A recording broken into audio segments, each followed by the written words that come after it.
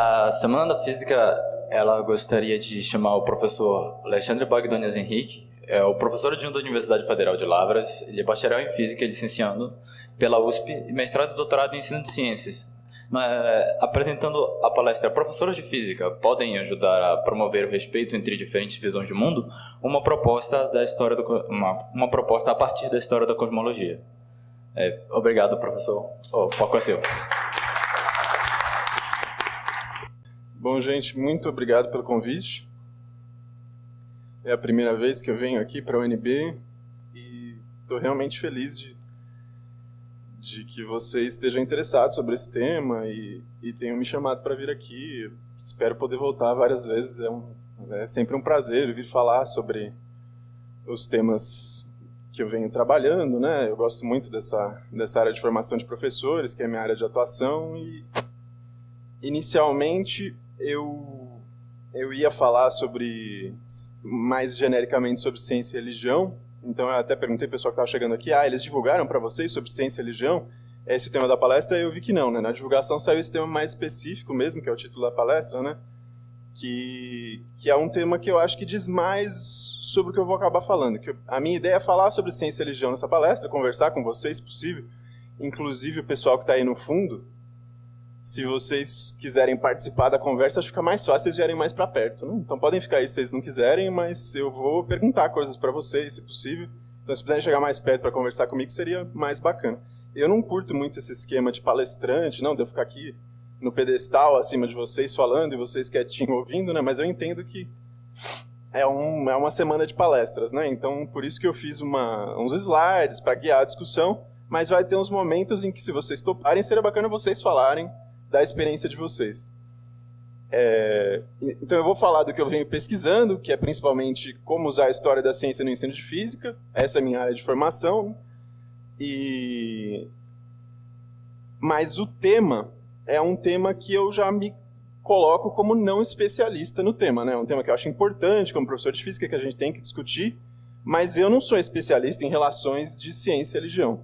Eu sou físico, professor de física, fui professor de física do ensino médio durante um tempo, e agora eu sou professor lá na Federal de Lavras, ensinando sobre pedagogia, ensino de física, formação de professores, e esse tema de ciência e religião, ele apareceu no meio da minha pesquisa como um interesse importante para ensinar cosmologia. Então eu estou longe de ser um especialista aí da área de teologia ou de relações entre ciência e religião, né? É um tema que me interessa, eu acho importante a gente discutir. Por isso que eu acho que a conversa é o melhor jeito da gente trocar experiência sobre esse tema, que é um tema super importante, super atual. Então, principalmente no começo da palestra, eu vou querer ouvir vocês porque são temas super recentes, que eu estou vendo como vocês aparecerem nas notícias, na mídia e tudo mais, e eu estou longe de ser uma grande autoridade, que estou aqui para dar soluções para vocês de como lidar com esse problema, né? Mas para a gente conversar junto sobre o problema. Então, fiquem à vontade para levantar a mão, e eu acho que não vai rolar microfone para a plateia, né? Mas tentem, sei lá, falar um pouco alto, e o pessoal do fundo, se puder vir mais para frente, a gente pode tentar conversar, né? Beleza? Vocês estão me ouvindo bem aí no fundo? Tá tudo certo? Então, o que eu vou tentar conversar com vocês é essa pergunta, né? Que é a primeira pergunta que eu queria ouvir de vocês. Vocês acham que professores de física podem ajudar a promover o respeito entre diferentes visões de mundo? E pelo subtítulo já tem uma resposta, mas tentem esquecer o subtítulo, né? O que vocês acham? Pensando espontaneamente, antes de ver o subtítulo. Quem aqui é professor de física? Levanta a mão. Ou já deu aula de física ou vai ser professor de física? Certo. Boa parte de vocês são. Vocês já deram aula? Deixa a mão levantada quem já deu aula. E dando aula de física, vocês pensaram em promover o respeito entre diferentes visões de mundo? Ou não? É um negócio que vocês nunca acharam que era da responsabilidade de vocês? Oi? Paralelo, né? A gente não pensa nisso normalmente. Você está lá dando aula sobre plano inclinado ou sobre eletromagnetismo, geralmente não é a sua preocupação central. Tô certo? Algum de vocês já teve alguma experiência como professor de física que levou vocês a precisarem falar disso? Não que seja um objetivo central, mas já aconteceu de vocês discutirem sobre relações do que vocês ensinam como professores de física e as visões de mundo dos alunos? Sim ou não, gente? Se não falarem nada é que não, né? Tem alguém que sim? Diga. Uhum. Ok? Tá funcionando. Não.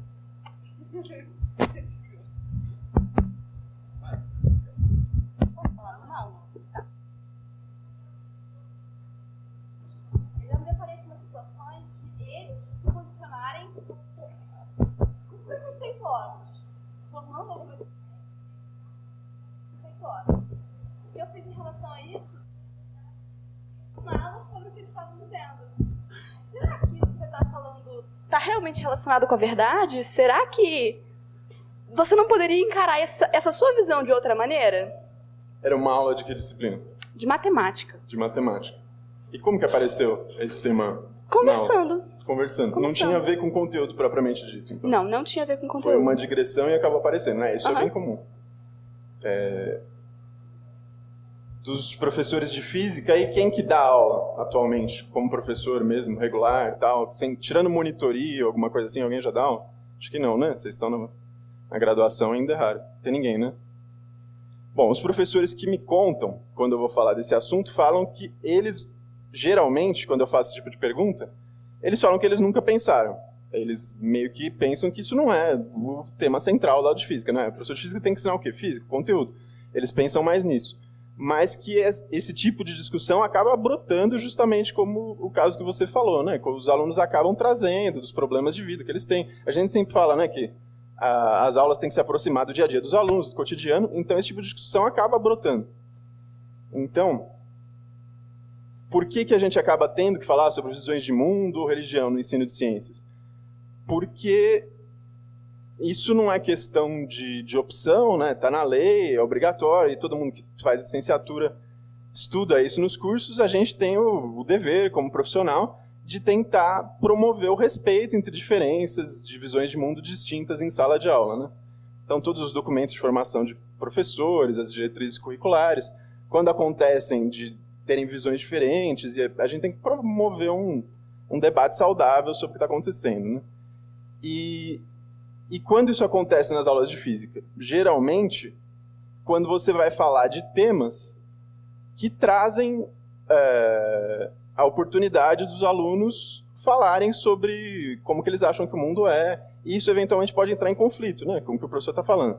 Então, acho que aqui em Brasília não está no cosmologia ou astronomia, não está no currículo básico, né, mas eu percebi esse tema lá em São Paulo, onde eu fiz graduação, mestrado, doutorado, né, porque cosmologia está na nova proposta curricular lá, eles seguem mais ou menos os parâmetros curriculares nacionais, e aí então nas aulas de física os professores às vezes dão aula de astronomia, de cosmologia, então essa questão de origem do universo, Big Bang. Então, como eu falei para vocês, eu comecei pesquisando como professor de física sobre como ensinar cosmologia, e esse tema de ciência e religião apareceu como uma possibilidade de lidar com que, eventualmente, os alunos possam ter visões distintas em relação à visão de mundo deles, à religião deles, do que a gente gostaria de ensinar, que é a teoria da origem do universo, o Big Bang, esse tipo de coisa. Isso acontece muito com os professores de biologia também, quando eles têm que ensinar, por exemplo, a evolução das espécies, e esse tipo de coisa, né? E aí pode aparecer esses eventuais conflitos. E aí, acho que um outro argumento que foi o que eu explorei bastante no mestrado, que me levou a aprofundar sobre esse tema, que era um tema que eu particularmente não tinha grande interesse, né? Eu nunca tinha estudado sobre religião, é porque no meu mestrado eu estava querendo usar o ensino de cosmologia não só para ensinar os conceitos de cosmologia, né? Ensinar expansão do universo, o Big Bang, a radiação cósmica de fundo, a parte mais teórica, conceitual da física mesmo. Mas também um termo que tem sido usado na pesquisa e ensino de física, que é natureza da ciência, né? Que é basicamente responder o que é a ciência, como que a ciência é feita, com o auxílio da história, da filosofia e da sociologia da ciência. Então, enquanto eu estava como pesquisador querendo ensinar a história da cosmologia, meu objetivo central era, além de ensinar os conceitos, também ensinar como que as teorias cosmológicas foram feitas, o que pode ter influenciado no contexto de criação da teoria do Big Bang, das teorias rivais. E aí eu percebi que essa questão de ensinar sobre a natureza da ciência, uma boa chance de fazer isso, de perguntar o que é ciência, como que a ciência é feita, é comparar a ciência com outras áreas, que não são ciência, né? No caso, a religião. Então eu acabei abordando esse tema de relações entre ciência e religião como uma forma de promover discussões sobre o que é ciência, discussões epistemológicas, né? Convidando eu fiz junto com o meu orientador um curso para formação de professores, né, em que a gente convidava os professores a pensar sobre essas perguntas. Não, o que é ciência, o que é religião, quais as semelhanças e diferenças. Então a gente percebeu que esse tipo de debate é uma chance boa de aprender mais até sobre ciência, né? Pensando sobre o que é ciência, comparando com algo que não seja ciência, né? Eu vou explicar mais para frente como que a gente fez isso, né? Mas então, continuando esse começo de conversa sobre por que sou estranho, né? A maior parte dos professores fala, não, acho que a gente não deve falar sobre religião de ensino de ciências, não. Uma visão muito comum é que religião a gente deve tratar, no máximo, talvez, na aula de ensino religioso, né? Mas aula de física o professor normalmente foge do assunto e é o mais fácil a se fazer, né? Você não tem que tratar disso, você vai ensinar de física. Mas então por que eu vou continuar argumentando que eu acho que é importante, que a gente não pode fugir do assunto, né? Vocês já ouviram falar do projeto Escola Sem Partido? Quem já ouviu? Vocês já viram esse cartazinho aí? Está lá no site do Escola Sem Partido, são os deveres do professor. Eu não vou ler em detalhes, né? Quem não viu, dá uma olhada lá no site. Mas eles põem um monte de regrinhas dizendo como que o aluno pode identificar um professor que não está seguindo os preceitos de Escola Sem Partido. E aí, basicamente, ele diz que o professor não pode debater temas polêmicos em sala de aula, né? E, então, por exemplo, se tiver alguém aqui que concorda com o movimento, provavelmente já está achando que eu estou violando as regras do projeto Escola Sem Partido agora, né? Porque ciência e religião é um tema super polêmico, então eu já estaria não seguindo as supostas regras que eles propõem aí. O que vocês acham disso? Alguém quer falar alguma coisa? Diga. Bom, primeiramente, prazer, né? Boa noite, obrigado. Boa noite. A Constituição, né, o artigo 205, 206, diz respeito à educação e também tendo em base as leis de diretrizes da LDB, né, 9394, de 96, um dos temas é justamente a pluralidade, né, de assuntos. Então, você censurar o professor de discutir, mesmo que sejam temas difíceis de serem abordados com os alunos, eu acho que a comunidade em si, a comunidade científica também, e o próprio aluno, ele perde um pouco se não for abordado. Pode ser difícil, mas é um assunto que deveria ser abordado. Legal. O que vocês acham do que ele falou? Ninguém quer complementar nada? Não, eu concordei, eu acho que você está certo. Eu acho que já está na LDB a necessidade de respeitar diferenças, né? Do professor não ter o direito de impor as visões pessoais dele sobre os alunos. A gente não precisa de uma nova legislação para isso, né? Eu acho que a proposta da Escola Sem Partido tem um lado até que dá para entender, mas é desnecessário, porque isso já está na Constituição. E você ir nessa proposta de censurar essas discussões, eu concordo com você, é complicado, né? Porque se não for na escola, dificilmente esse tipo de problema vai ser resolvido em outro lugar. Na escola que é a oportunidade que a gente tem para discutir esses temas difíceis, né? De uma maneira civilizada, respeitosa. Então eu acho que realmente é uma proposta muito complicada, que fere inclusive a Constituição atual, uma proposta de mudança da Constituição, né?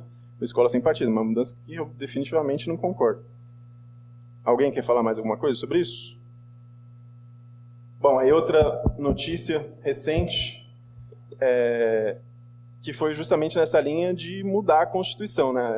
Durante meu mestrado inteiro, quando eu estava dando palestra, eu sempre falava que é importante falar sobre ciência e religião na escola. Um dos motivos é porque o Estado é laico e está lá na Constituição, na LDB, nos parâmetros curriculares que tratam do ensino religioso, e que o ensino religioso tem que acontecer de forma a respeitar todas as diferentes religiões, e tem que ser, se você for falar de religião, tem que ser numa proposta que respeite todas as diferentes abordagens possíveis. Então, até então, era proibido o Estado permitir o ensino confessional.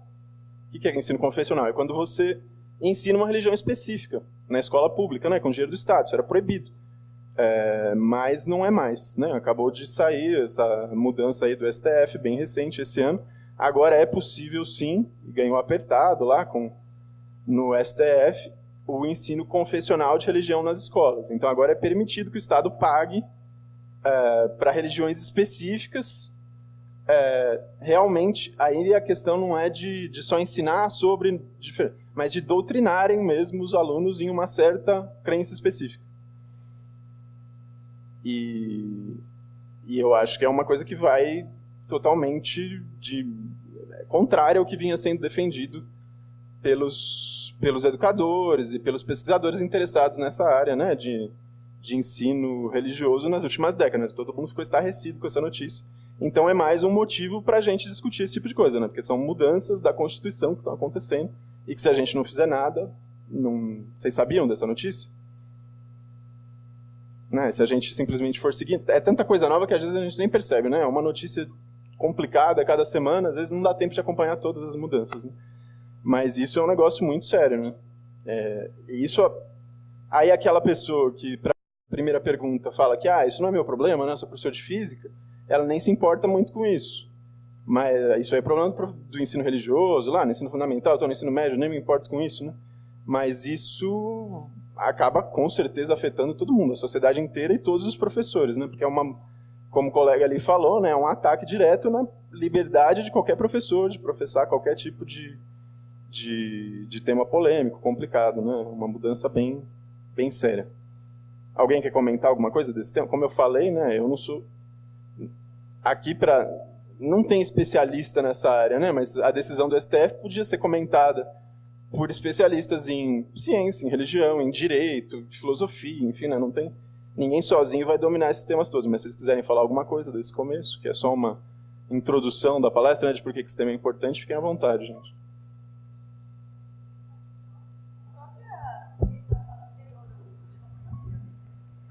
É contraditório com o quê? É verdade, né? Parece que é permitido ensinar religião de um modo confessional, mas não é permitido debater outras coisas, né? Concordo plenamente.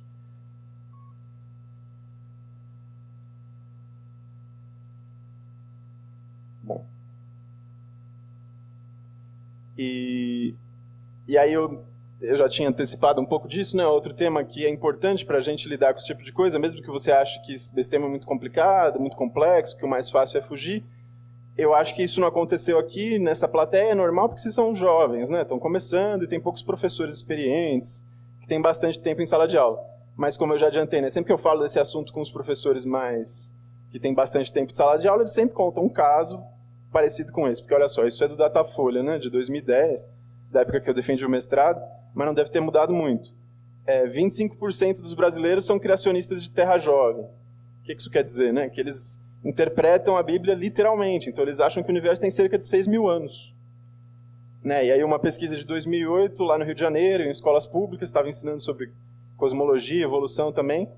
E aí os alunos não tinham problema com o ensino, porque eles achavam que o Big Bang entra em conflito direto com a religião deles. Eles não acreditavam no que o professor estava falando. Achavam que o que o pastor estava falando era confiável, que o professor não, né? Então esse é o tipo de coisa que pode mostrar que mesmo que você não se interesse muito pelo tema, o tema pode acabar aparecendo em sala de aula, né?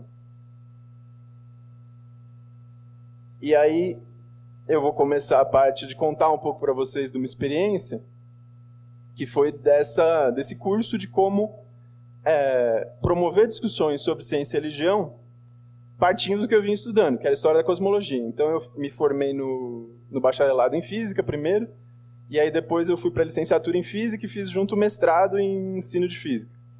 E aí eu estava fazendo uma pesquisa estudando história da cosmologia, pensando o que eu preciso para fazer um curso legal sobre história da cosmologia para o ensino médio. E aí, estudando a história da cosmologia, eu percebi que um tema interessante para justificar, não, mas por que a cosmologia normalmente não está no ensino médio, né? Por que eu vou defender que é legal ensinar cosmologia no ensino médio? Aí o primeiro tema foi, bom, eu vou usar a história da cosmologia, o argumento que todo mundo usa nessa área de pesquisa, de por que ensinar as coisas com um caráter histórico, é que é importante discutir sobre aquilo que eu chamei, né, de natureza da ciência. O que é a ciência, como que a ciência é feita, esse tipo de coisa. E aí eu pensei, bom, um bom jeito de trazer discussões sobre natureza da ciência é falar sobre as relações entre ciência e religião, partindo da história da cosmologia. Aí vocês desculpem o slide que está em inglês, porque quando eu fiz esse slide a primeira vez em português, eu fiz numa versão velha do PowerPoint, e aí ele esculhambou todo, e a versão que eu tinha lá em português eu não consegui recuperar. E aí a única que eu tenho é porque depois eu publiquei esse negócio em inglês, né, recentemente, então não deu tempo de refazer a figura em português, né. Mas isso é uma síntese do que eu estudei sobre relações entre ciência e religião. Porque eu percebi que, bom, então um bom jeito de promover discussões sobre a natureza da ciência no curso vai ser falar sobre como que foi, na história da cosmologia, que os personagens discutiram essas relações entre ciência e religião. Então comecei a ler, bom, quais são as possíveis posturas, né? Como que a gente pode lidar com esse conflito? O que ciência e religião tem de comum, de diferente? E aí eu passei a ler a literatura da área de ensino de ciências sobre esse tema, né? Foi principalmente artigos de uma revista de História e Filosofia da Ciência que chama Science and Education, né? Esse and é aquele estiloso. Então quem tiver interesse sobre isso, só digitar lá no Google Science and Religion, Science Education, vocês vão achar todos esses artigos que estão lá, né? E eu cito eles nos meus trabalhos também. Então depois vocês jogarem meu nome lá no Google, acharem meus artigos, vocês vão ver esse tipo de coisa. Quem quiser saber mais, que é explicar esse diagrama que está lá. Então, eu basicamente criei um modo de classificar essas diferentes posturas de ciência e religião. E aí, físico gosta de diagrama, né? Então, eu fiz um diagraminho cartesiano em que no eixo vertical está a questão da compatibilidade ou incompatibilidade entre ciência e religião, e no eixo horizontal, semelhanças ou diferenças. Então, como que lê esse negócio? É mais ou menos assim. Quem está desse lado aqui... Vocês estão vendo lá, né? Não estão. Então, quem está vendo aqui, esse lado do quadrante, que é a incompatibilidade e diferenças, defende a tese do conflito. O que isso quer dizer? Quer dizer que você acha que ciência e religião tem conflitos que não dá para conciliar, eles são muito diferentes e incompatíveis, e que não vale a pena muito tentar dialogar entre elas. Elas são realmente diferentes. Então, um cara que defende isso são os filósofos Martin Manner e o Mário Bunge, e eles que escreveram o primeiro artigo de uma edição especial dessa revista, que foi meio que a base teórica para eu criar esse diagrama, né?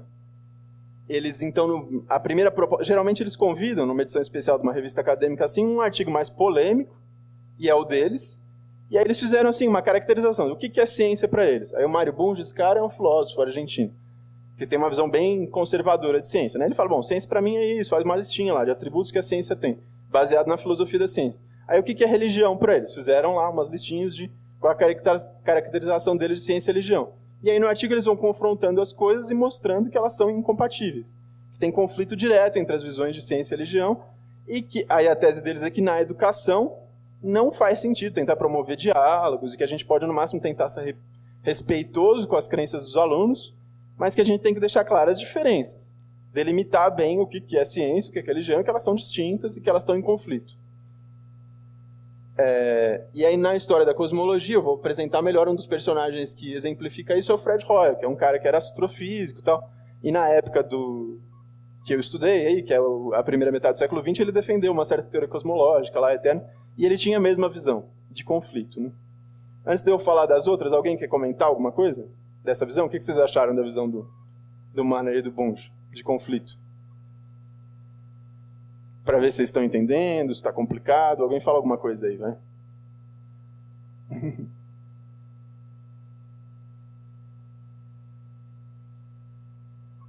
Não? Eu posso perguntar? Por favor. Quando é que é exatamente a época da publicação do trabalho deles? O Martin Manner e o Mário Bunge é de 96, né? Eles são recentes e a discussão sobre ciência e religião não é histórica, né? Estão quase todos vivos. Acho que o Mário Bunge deve ter morrido recentemente, era mais velhinho, mas outros autores que eu vou falar que são filósofos, estão discutindo sobre ciência e religião, estão vivos. Os personagens históricos, que eu vou explicar melhor depois, Fred Hoyle, Lemaitre, eles são antigos, é da primeira metade do século XX. Aí eu vou falar direitinho sobre cada um, qual foi o texto que cada um escreveu e as datas, né? Mas é de 1930 a 1950, mais ou menos, o período na cosmologia, né? Então eu estou misturando duas coisas. Esse diagrama é meio difícil de entender mesmo, porque ele sintetiza tudo, né? Ele vai ficar mais claro mais para frente. Eu estou misturando autores atuais que falaram sobre ciência e religião com posturas dos personagens da história da cosmologia. Depois eu vou explicar separado sobre os personagens, né? Vai ficar mais claro. Espero eu. Certo? Pode continuar para as próximas categorias? Qualquer coisa vocês gritam aí, levantam, que eu explico de novo. Então vamos para cá, vai. O diálogo, que seria aqui incompatibilidade nesse eixo e semelhanças. Então, como conflito, eles não tentam compatibilizar tudo. Continua tendo conflitos e lidar com os conflitos na postura do diálogo. Mas ao contrário do conflito, que enfatiza as diferenças, o diálogo enfatiza as semelhanças entre ciência e religião. Então, um dos caras que defendeu isso foi o Brian Woolnough, que é inglês, educador lá, trabalha em Londres, e aí ele publicou um artigo, ele e vários outros autores, na seguida do mesmo edição especial, que publicaram esses caras aqui, né, o Martin Marner e o Bunge, que defenderam o conflito, eles atacaram a posição do Mário Bunge e falaram, ó, essa sua caracterização de ciência, de religião, tá errada por tal e tal ponto. Então aí foram vários artigos, 8 artigos mais ou menos, criticando a tese inicial do Mário Bunge, né, para contrapor a postura do conflito. Então tem um monte de argumentos, eu não vou poder falar todos eles aqui, senão tinha que dar uma aula só sobre isso, né, um tema complicado, de filosofia, mas para falar bem superficialmente de algum deles, o que esses caras falaram? Que o Martin Marner e o Mário Bunge basicamente foram injustos, porque a caracterização de ciência deles era uma caracterização sofisticada. Eles são filósofos. Então, quando eles foram falar sobre ciência, eles não falaram uma visão ingênua de ciência, do tipo, existe um método científico rígido, infalível, ou a ciência chega à verdade, que são as visões ingênuas que os alunos têm, que os professores têm, e que os pesquisadores da área de ensino têm combatido há muito tempo, né? Quem é da licenciatura em física deve ter ouvido falar disso já, né? Nos cursos do Paulo aqui, né? Ou de história da física, eles problematizam a ideia de que a ciência tem um método rígido, de que as coisas brotam na cabeça dos grandes gênios, prontas, que não tem um processo que leva à construção de teorias. Então, basicamente, essa visão da ciência mais próxima do que era a visão positivista do começo do século, né? De que tem uma verdade absoluta, esse tipo de coisa, foi sendo desconstruída, e vários autores do campo da história, filosofia e sociologia da ciência têm argumentado aí nas últimas décadas por uma visão mais da ciência como construção humana, né? Influenciada pelo contexto social, que os cientistas também erram, não são só aqueles gênios que acertam seguindo uma receitinha de bolo, que o método científico é complicado, complexo, porque ele muda ao longo do tempo. Enfim, várias críticas sobre essa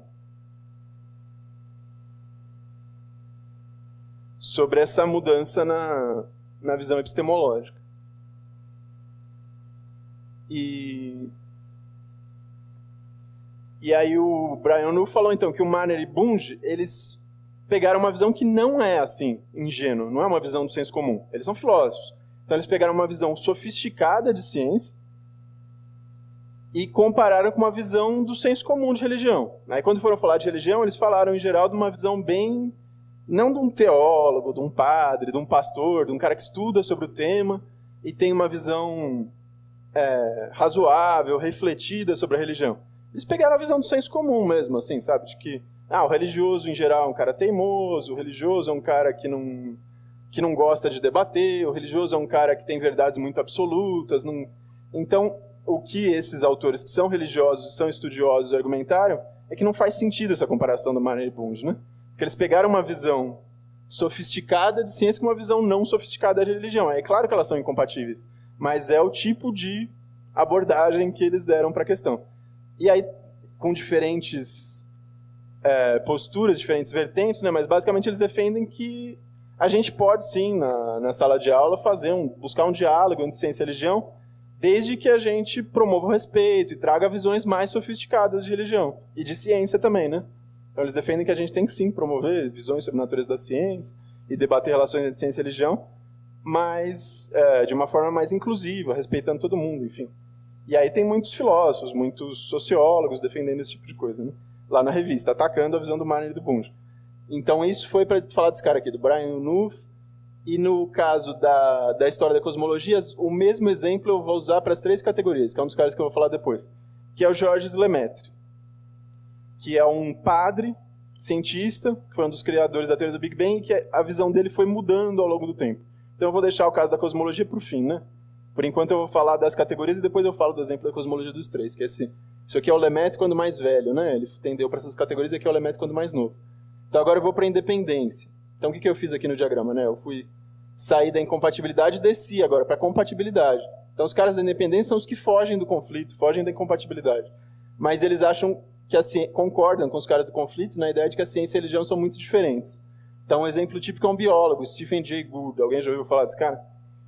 Ele é razoavelmente famoso por livros de divulgação, né? Em que contexto você viu falar sobre o Gould? Feira de complexidade, feira do caos.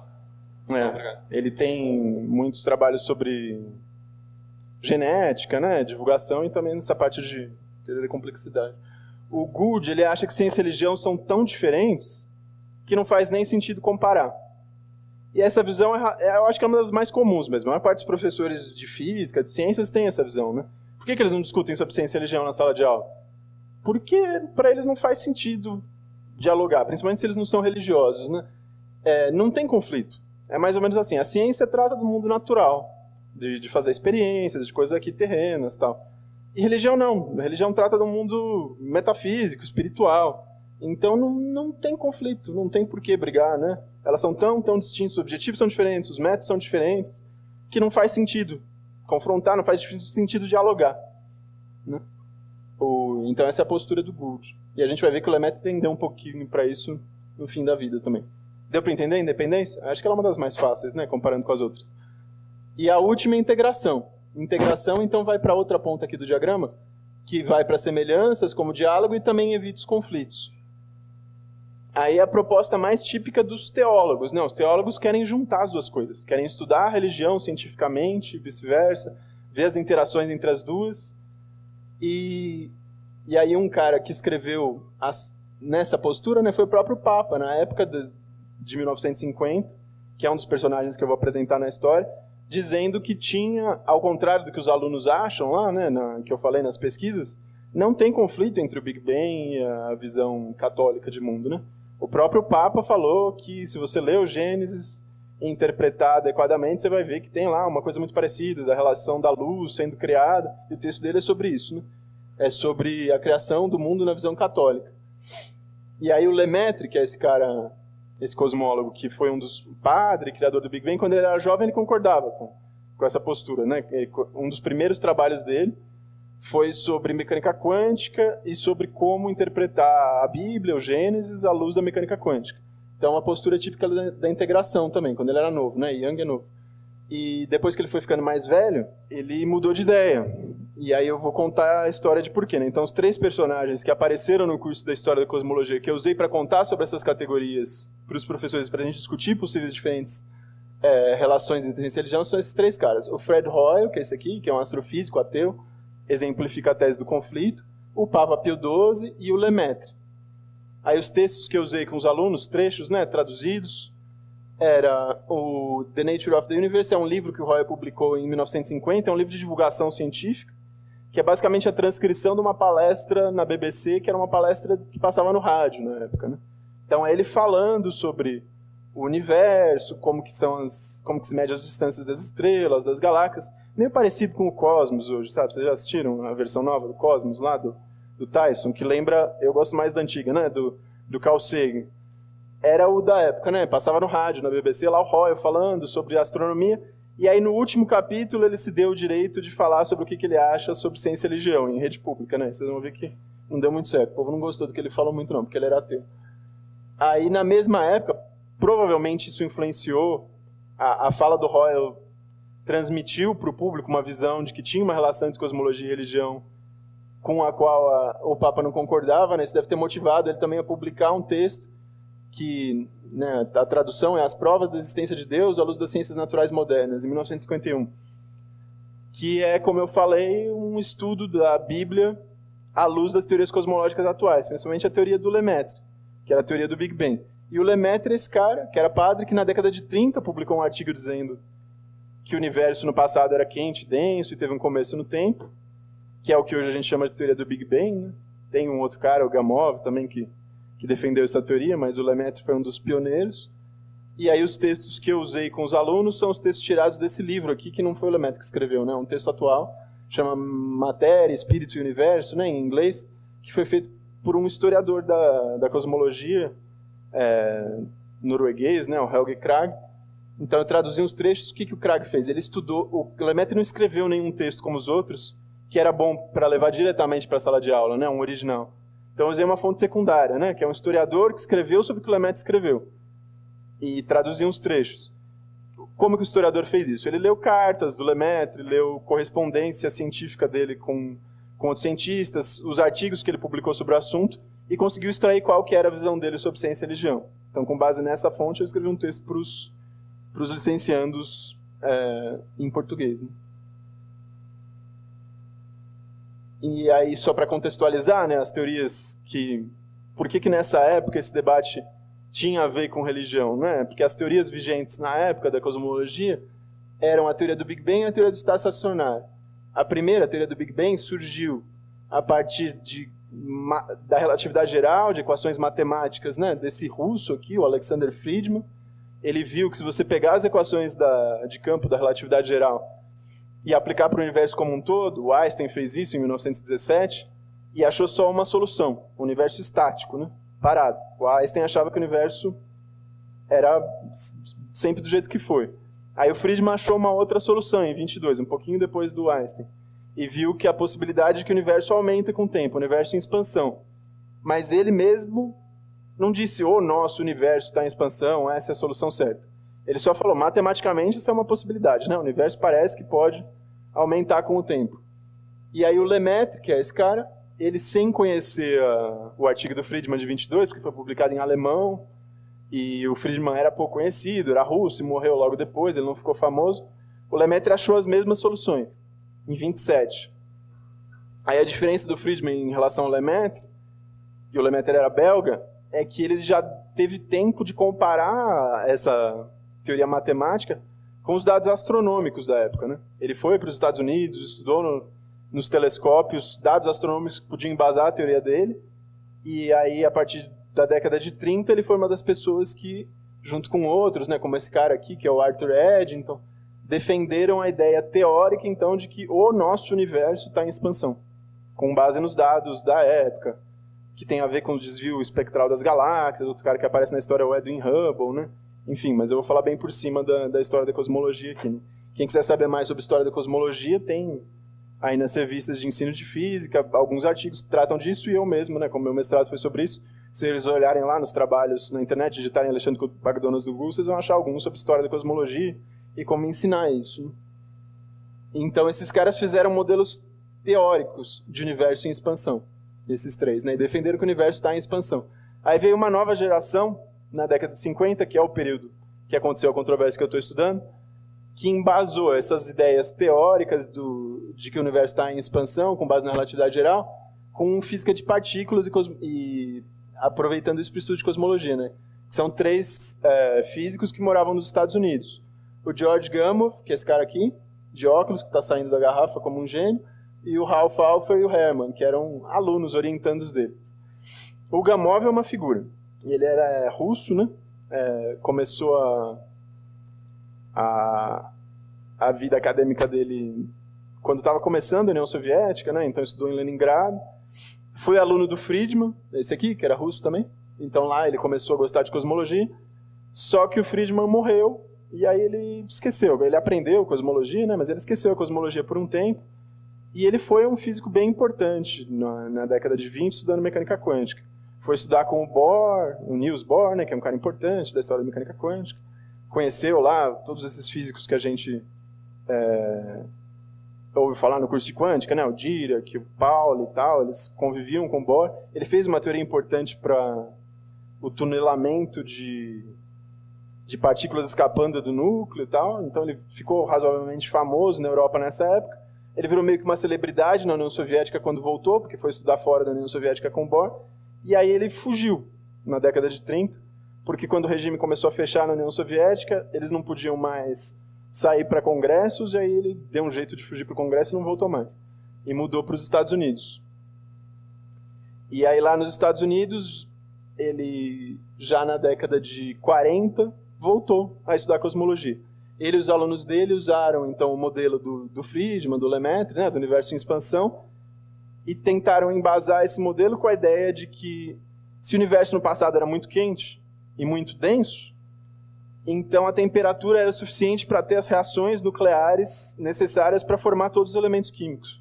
Então a ideia deles é de que todos os elementos que a gente conhece foram formados no Big Bang, nesse universo quente e denso, né? Então, o hidrogênio, o hélio, você vai seguindo toda a tabela periódica, ela vai sendo formada quando o universo era muito quente e denso. Então, essa era a ideia básica deles, e eles publicaram os artigos que ficaram conhecidos como teoria do Big Bang na década de 50. E na mesma época surgiu uma outra teoria, que era a teoria do estado estacionário. O Hoyle, que é o personagem lá que eu já apresentei, né, que é o cara que deu palestra na BBC, se juntou a 2 outros caras, os 3 eram professores em Cambridge, e eles não gostavam da ideia de que as coisas mudam com o tempo.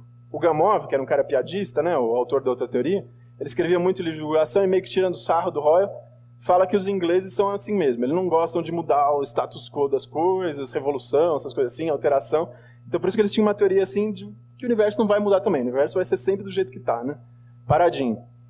E eles desenvolveram bem essa teoria. Eles conseguiam explicar, os 3 eram astrônomos, né? Então eles conseguiram explicar bem as coisas técnicas lá de astronomia da época, o desvio espectral das galáxias, a quantidade de quasares, enfim, uma teoria séria. Foi defendida durante muito tempo. Então, na década de 50, ela era a principal rival da teoria do Big Bang, né? Cosmologia não era levada muito a sério nessa época, sabe? Hoje a cosmologia é uma ciência séria, as pessoas ganham para isso, tal, tem cosmólogo profissional. Naquela época a cosmologia era meio assim, sabe? O cara tinha que ter um emprego em uma outra área mais respeitável, tipo mecânica quântica ou astronomia, e aí meio como parte do trabalho, porque ele tá afim, porque ele curte esse negócio de cosmologia, ele fazia um paper ou outro nessa área. Era o caso do Gamow, como eu falei, ele ficou famoso por causa do tunelamento quântico, tal, ele trabalhava em quântica, e o Hoyle também. Ele era astrofísico, né? A área principal dele era galáxias e outras coisas. E aí ele se aventurou na cosmologia, né? Então a cosmologia não era tida como uma ciência bem estabelecida até essa época, né?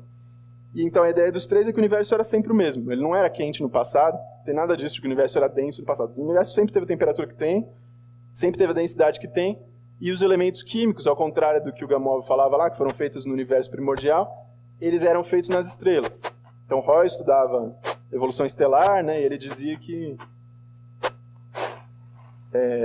todos os elementos químicos foram formados em explosões de supernovas de estrelas. Eu sei que eu falei muito rápido, né, um monte de coisa de história da cosmologia, mas eu sugiro que vocês queiram entender melhor esse negócio, tem muito mais além do que eu falei, né? Deem uma olhada lá na Wikipédia depois, vocês animarem depois os artigos que falam disso. O que eu tenho feito no mestrado, no doutorado, é basicamente material didático para ensinar essas coisas na formação de professores no ensino médio. Então, no mestrado teve esse caso aí, tem um texto lá para professores sobre história da cosmologia, que conta essa história, e no doutorado, o pessoal do meu grupo, que eram professores da rede pública e outros mestrandos e doutorandos, a gente fez um jogo didático sobre história da cosmologia, né? Então, é um jogo de cartões, assim, que fala da história desses caras, e aí tem um material didático lá, para professor, aulas, PowerPoint, enfim, coisas para vocês verem essas aulas sem... Eu gosto muito de falar desse assunto, né? Então eu até acho que funciona mais ou menos esse negócio de palestra, mas definitivamente a aula expositiva não é o melhor jeito de aprender sobre história da cosmologia, né? Eu sei que vocês vão esquecer quase tudo que eu falei aqui daqui a pouco. Então o melhor jeito mesmo é vocês lerem. Aí tem atividades propostas, sabe? Pra você escrever sobre como foi cada teoria. Enfim, você jogar o jogo, você vai ter que bolar argumentos sobre a teoria do cara, como se colocar na época. Então o melhor jeito de aprender mesmo não é ficar paradinho sentado aí ouvindo, né? É botar uma mão na massa e fazer alguma coisa sobre a história e tal. Então eu sugiro, se vocês se animam com o tema, estudar mesmo sobre ele, sem ser só ficar ouvindo, né? Mas enfim. Então deixa eu contar um pouquinho mais sobre os 3 personagens, especificamente, isso foi só para dar o contexto, né, do que estava acontecendo na época da história da cosmologia, mas aí voltando para a questão da religião, o que os 3 falaram sobre ciência e religião, né? Então o Lemaitre, ele nasceu numa família muito religiosa, lutou na guerra, e se ordenou padre. Então, em 21, ele publicou esse texto aqui, as 3 primeiras declarações de Deus. Como eu já falei, tendia mais para a ideia da integração, lembra? Que é tentar ver semelhanças e compatibilidades entre ciência e religião.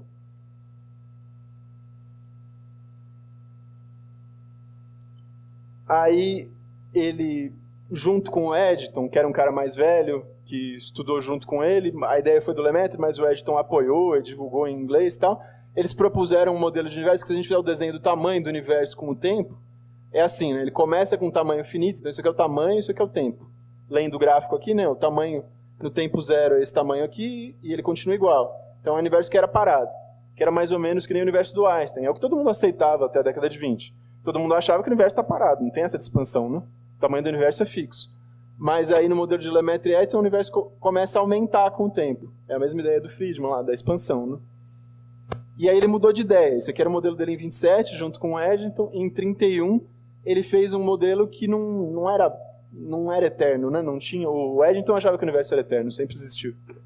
E aí o Lemaitre foi um dos primeiros a defender que o universo teve um começo no tempo, a ideia do Big Bang, então ele foi um dos precursores, né? Um dos, né? Não foi o criador, tal, tem um monte de gente que ajudou, mas ele contribuiu, sem dúvida. Num artigo em 31, ele defendeu que teve uma explosão inicial, o universo aumentou com o tempo, aí volta para o modelo anterior, que ficou um tempo parado, e depois continua a expandir.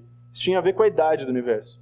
Porque quando eles faziam estimativas da idade do universo na época, se não tem essa paradinha aqui para esperar, dava uma idade muito baixa.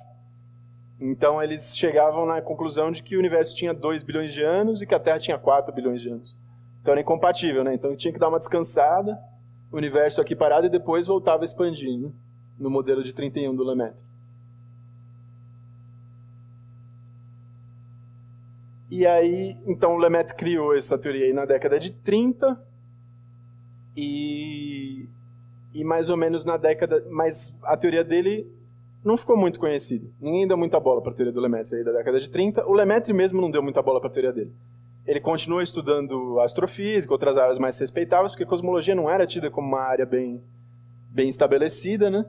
Ele tentou achar evidências a favor da teoria dele numa outra área da astronomia, de raios cósmicos, né? Que é uma área bem forte hoje em dia, mas que na época estava começando também, e não deu muito certo. Ele não achou evidências a favor do Big Bang estudando raios cósmicos. E meio que até ele morrer, ele não fez mais nenhum trabalho muito relevante sobre cosmologia. E tanto que a teoria dele não ficou conhecida. O termo Big Bang não foi atribuído ao Lemaitre. Ele foi criado pelo Royal, quase 20 anos depois, né, da década de 50 já, em 48, naquela palestra lá que eu falei, The Nature of the Universe, lá é a primeira vez que ele usa o termo Big Bang. Então ele foi o inventor do termo, meio que tirando sarro da teoria dos rivais, né? E nessa série de palestras ele fala, eu não gosto dessa ideia aí, que é uma ideia que ele atribui ao Gamow, que é o cara que eu já falei, e ao Lemaitre, né? De que o universo teve um começo no tempo. Ele chama essa ideia de Big Bang, meio que para tirar sarro, né? Em inglês é o estourão, um barulhão. Ele falou, não faz sentido, isso não deve ter acontecido, né? E o termo pegou. Aí começaram a chamar a teoria do Lemaitre e do Gamow de teoria do Big Bang. O Gamow também não gostava do termo, não. Ele chamava em inglês de Big Squeeze, né? Que é grande esticão, mais ou menos assim, uma coisa que está esticando, né? Ele nunca usou o termo Big Bang.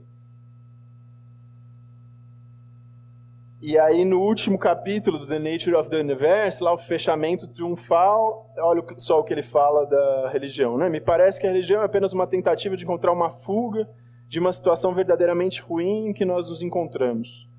Aqui nós estamos nesse fantástico universo, com quase nenhuma pista sobre a existência de qualquer significado real. Não importa que muitas pessoas sintam a necessidade de alguma crença que lhes forneça alguma forma de segurança. Não importa que eles fiquem zangados com as pessoas como eu, que dizem que essa segurança é ilusória.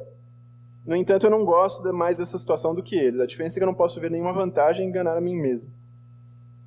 Agora eu vou considerar algumas crenças religiosas contemporâneas. Tem muita cosmologia na Bíblia. Minha impressão disso é que se trata de uma obra impressionante, levando em conta a época que foi escrita. Mas eu acho que dificilmente se pode negar que a cosmologia dos hebreus antigos é apenas uma mera mancha de tinta quando comparada com um belíssimo quadro revelado pela ciência moderna. Então, antes de falar o que as pessoas acharam, o que vocês acharam desse texto aí do Roy? Ou o que vocês acharam do que eu fiz? De levar esses textos do Roy para a formação de professores? Pode ser também.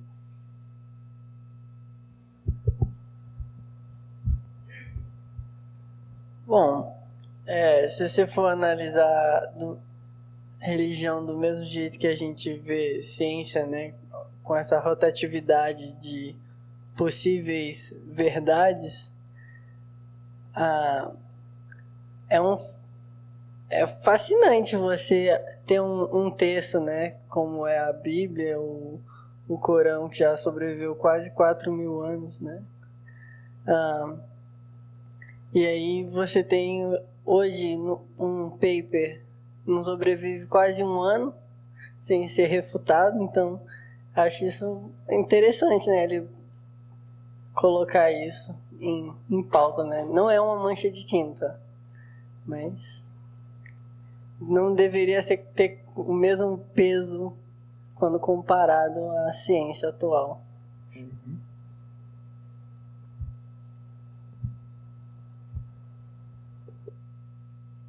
Ninguém mais quer falar? Eu achei que ele tinha levado Eu acho que é meio preconceituoso você abordar dessa maneira. Dizer que uma ideia cultural de um povo é uma mancha de tinta comparada com a sua ideia na sua cultura. Tem um problema nisso, né? Enfim, tem um problema muito grande, principalmente no nosso caso, de levar isso para a sala de aula.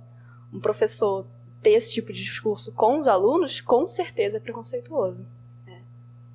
Exemplifica bem a tese do conflito que eu falei, né? E foi exatamente isso que a galera achou, né? A comunidade religiosa não gostou nem um pouco do que Royal fez na década de 50.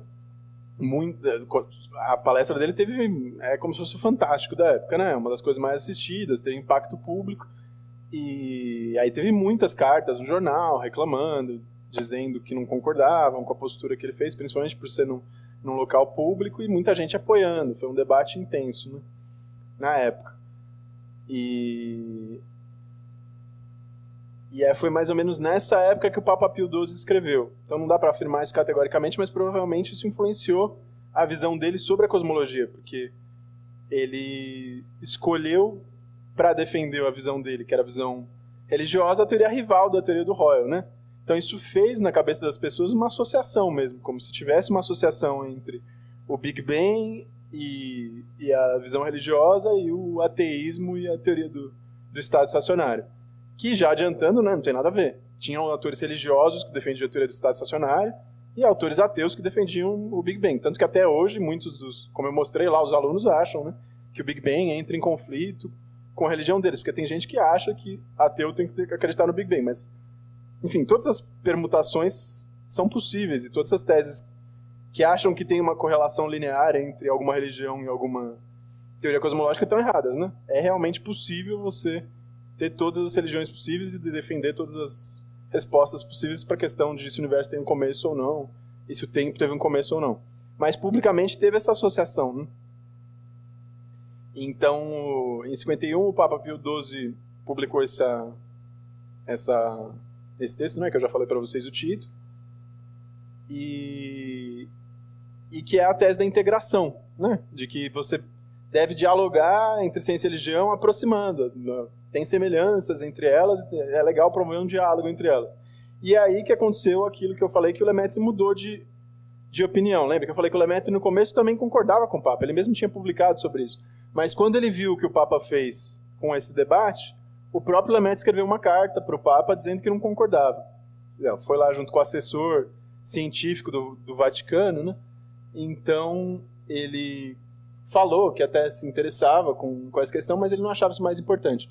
Ele achava que esse tipo de estudo podia estimular pessoas ingênuas a acreditarem que a Bíblia ensina uma ciência infalível, sendo que o máximo que se pode dizer é que, ocasionalmente, um ou outro profeta fez um chute científico correto. Ele basicamente achava que a fonte de justificação da religião não deve ser uma coisa que pode mudar, que é o caso da teoria do Big Bang.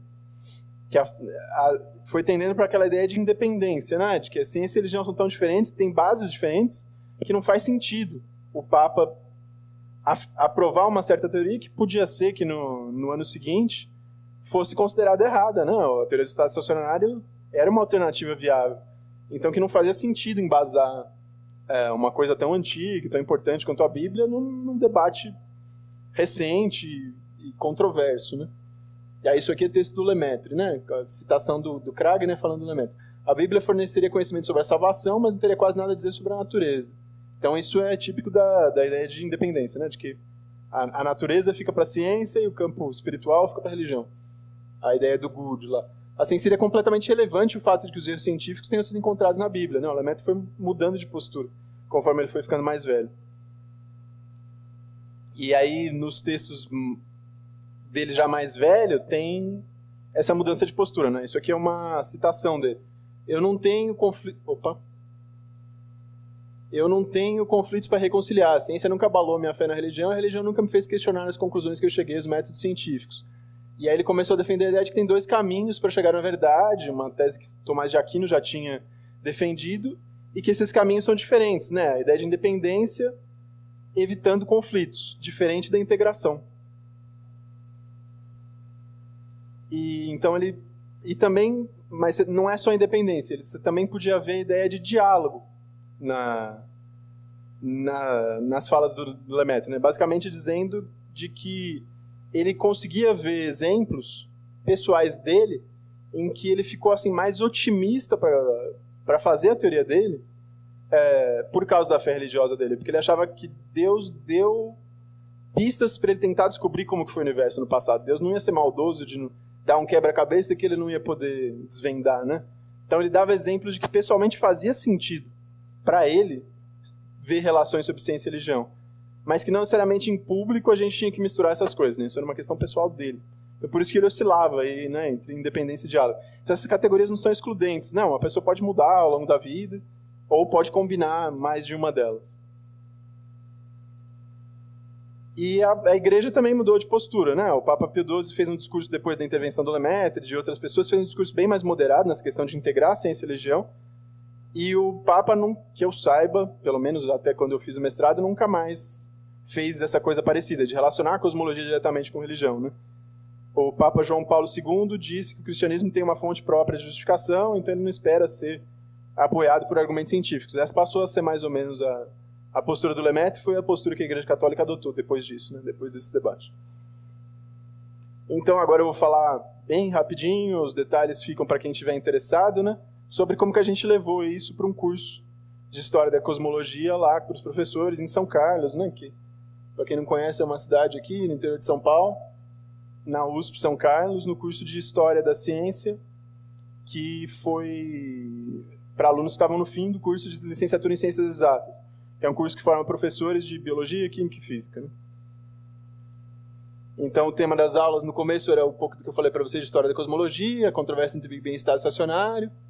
Aí tinha um teatrinho que é inspirado no Big Brother, que eu peguei de um blog da internet, um divulgador lá, que põe os personagens da História da Cosmologia como se eles estivessem num reality show. É um texto bem divertido, bem curtinho.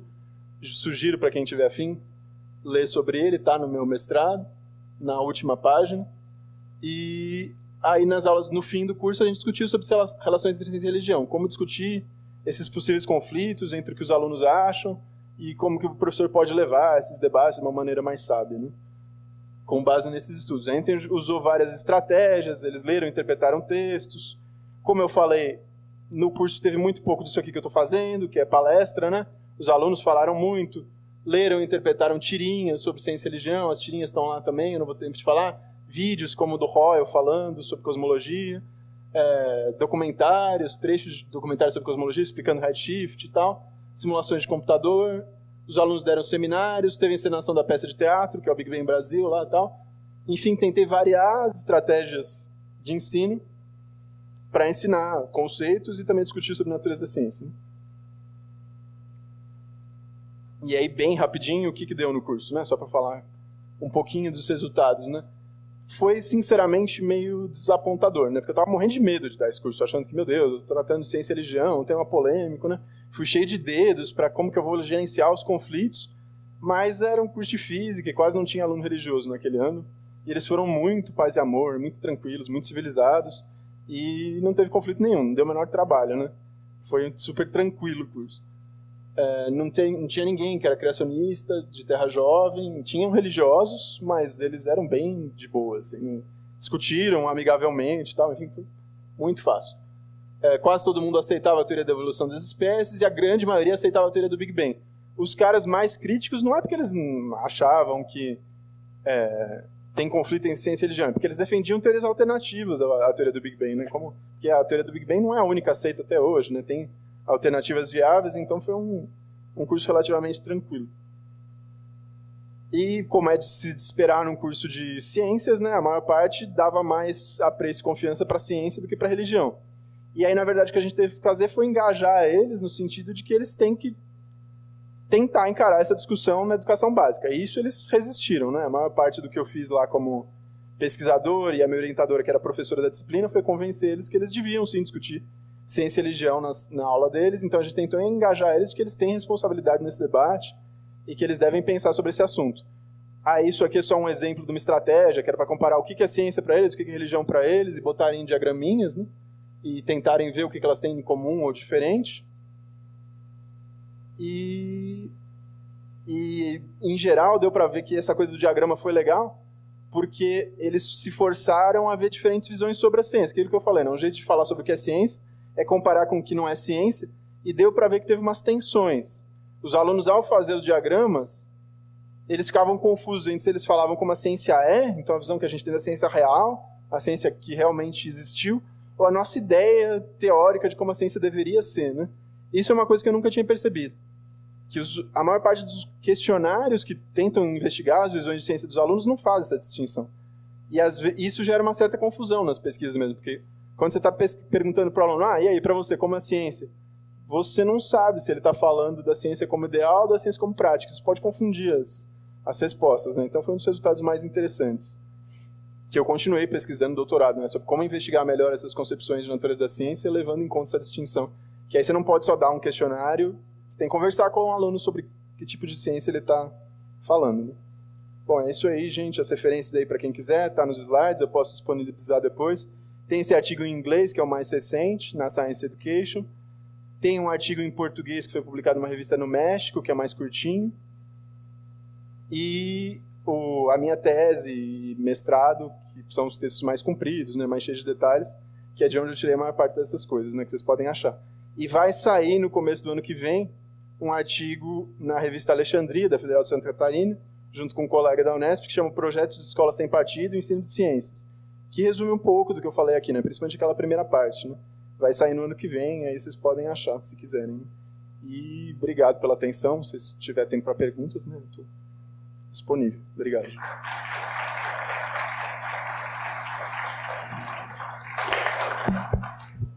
Alguém quer fazer alguma pergunta?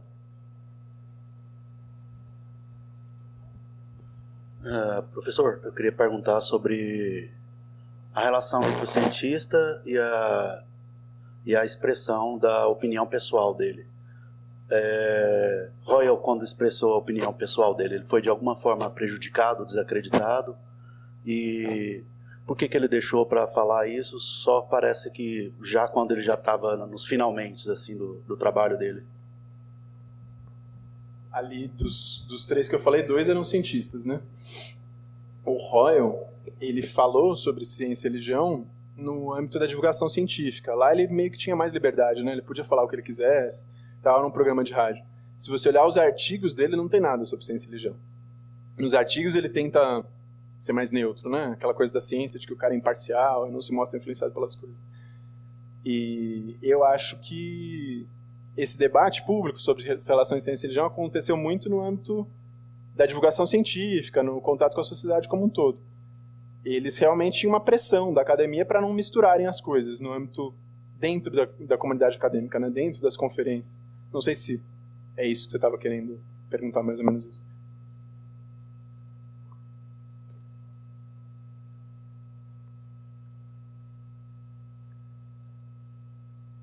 Eu não acho que eu posso julgar, né? Mas é um fato de que a comunidade científica tem essa postura de inibir a mistura das crenças pessoais, das opiniões pessoais, no processo de justificação, de publicação das teorias. Mas quando você estuda história da ciência, vê as cartas, vê o contexto de produção, você vê que isso não é verdade, né? Que todo cientista tem opiniões pessoais que elas influenciam o modo como ele faz. Agora, essa tensão, se é justo ou se não é fazer isso, o cientista deve ou não deve fazer, eu acho que... Eu estudei muito história da ciência, né? Os historiadores meio que se abstêm disso, eles não querem julgar os cientistas, né? Eles descrevem como foi o processo histórico. Dizer como eles devem ser, não sei, acho que prefiro não opinar, né? Os cientistas que decidem o que eles querem fazer. Professor, boa noite. Sou aluno Daniel, licenciatura em Física. Eu me interesso bastante por esse assunto, ciência e religião, e eu entendo que é interessante promover o debate, só que a pessoa que debate, o professor que conduz, que expõe esse debate, deve ter bastante maturidade com relação a isso. Porque existe sempre a ideia de que é ingênuo o aluno que pensa, o aluno que tem uma religião, o aluno que defende uma postura religiosa, seja cristã, muçulmano, seja o que for. Então, às vezes, o professor, o debatedor, ele leva isso como uma coisa ingênua da parte dele. E é interessante como eu venho de uma família protestante bem radical, né? E eu sempre sofri isso na escola, quando você expõe uma ideia, até mesmo para um debate, né? E o professor sempre vê o católico ou o protestante, então sempre vê, é ingênuo. E depois você descobre que o Newton era religioso, radical, se a gente for ler na literatura, né? Newton era religioso e Descartes também. E você vê que havia crenças, até nos grandes cientistas, e isso geralmente não se expõe, não se coloca, não se mostra isso, e o professor vem aquele professor ateu, professor de física, e tal.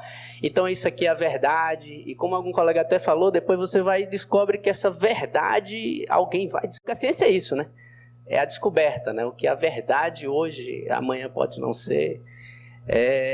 Mas eu vou muito pelo viés, não da verdade, mas o viés do respeito no debate. Eu acho que isso é muito importante para quem promove isso. Concordo. Como eu te falei, teve pouco conflito, né, no curso, quando a gente deu essa discussão de história e cosmologia. Mas o maior problema mesmo era isso, os alunos que tinham uma visão ingênua sobre a religião, os físicos, né?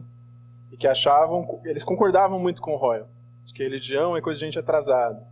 E era aquele respeito meio de cima para baixo, sabe, com a ideia dos alunos religiosos. Então, mostrar para eles que teve cientistas que eram religiosos, que têm visões diferentes e complicadas, mais do que ele acha sobre relação de ciência e religião, eu acho que foi uma das principais contribuições desse tipo de discussão na formação, né? Para evitar esse professor que vá depois para a sala de aula com essa arrogância, com essa empáfia, né? De que eu sei a verdade sobre ciência e religião, né? E vocês, alunos, não sabem. Eu acho que o essencial para entrar numa discussão dessa é saber que o assunto é complicado e que tem várias posturas possíveis, né? Tem ninguém que é dono da verdade nessa questão, porque não tem só uma postura. Tem no mínimo 4 e essas 4 se ramificam. Então você tem que ir com humildade para o debate, né? Acho que é a coisa mais importante.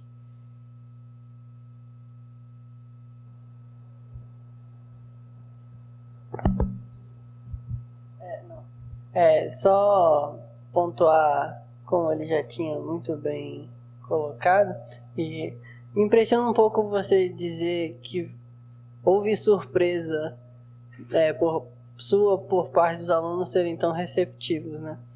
Mas eu não vejo isso como uma surpresa, porque você já tem um grupo, né? O seu grupo populacional aí já é um grupo bastante seleto. Então, se eles entrassem numa universidade a fim de buscar conhecimento num viés científico, a pessoa seria uma pessoa miserável se ela tivesse já, ao entrar na universidade, um conflito interno com os valores dela, com o que ela pretende buscar nessa instituição. Eu não dei muita ênfase aqui na palestra, foi um erro meu, eu devia ter falado mais. Mas antes de falar sobre ciência e religião com os gringos lá, eu também tinha lido muito sobre pesquisa aqui no Brasil. E um dos grupos mais fortes nessa área, que mais faz pesquisa, é o grupo da Federal da Bahia, que tem o professor Charbel Elhami lá. E eles fizeram muitas pesquisas sobre relação de ciência e religião no curso de biologia. E lá, sim, teve muita atenção. Tem umas pesquisas muito boas dele, com uma aluna dele, a Cláudia, que mostra que os alunos religiosos têm muitos conflitos estudando evolução ao longo da graduação, e são dilemas éticos sérios mesmo. E eles entram nos debates, tentam participar das aulas, eles promovem discussões como essas eles têm trabalhos trazendo o Gould, outros biólogos falam sobre ciência e religião, ou o Galileu, mesmo as cartas do Galileu sobre ciência e religião que eles usaram na graduação para discutir esse tema. E é sempre muito delicado, os alunos entram em conflitos, assim, de visão de mundo mais ampla, crises filosóficas, crise de querer largar o curso, sabe? Por causa dos conflitos que eles encontram. Então, esse tipo de coisa que eu estava preparado para encontrar, né? Que é coisa que acontece com os alunos da biologia, aqui no Brasil, quando estão estudando esse tipo de coisa. E na física não rolou, né? Os físicos foram tranquilos. Por isso que foi espantoso, né?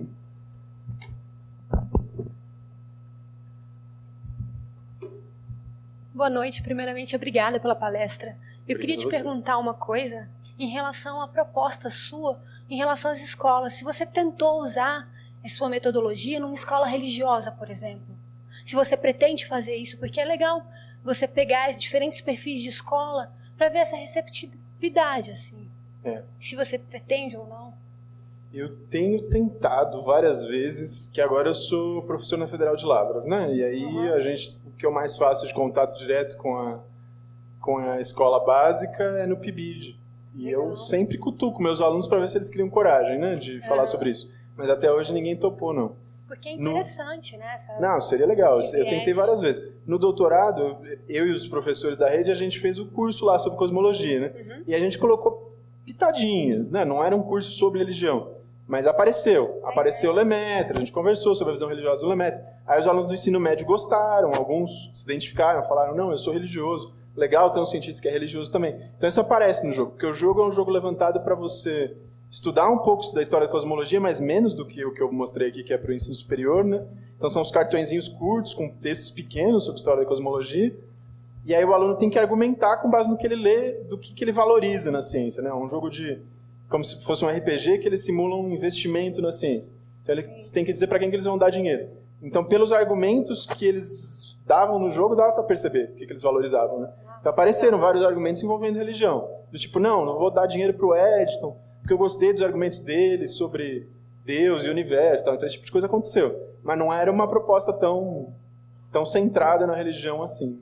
Não, e é mais para promover essa diferença do pensamento, porque mais do que a religiosidade, o ateísmo, é você concatenar as ideias extrapolando o que o aluno está condicionado. Por exemplo, a minha tendência de pensar que um aluno que conviveu numa escola religiosa tem o seu espaço amostral limitado naquele, assim, se você não tiver diálogos externos. Não, então acho que é muito bacana, muito parabéns. Obrigado. Agora, eu como professor dei aula numa escola religiosa já durante um tempo e eu tentei. Mas aí eu não consegui. Os coordenadores não me deixaram, né? Eu tentava, não é fácil, né? É bom deixar claro que não é moleza, não. Porque eu tinha uma ementa a ser seguida, todo o problema dos pais lá tal. Então eu tentei, mas não é moleza, né? Era uma escola particular, né? Aí não deu. Mais alguém?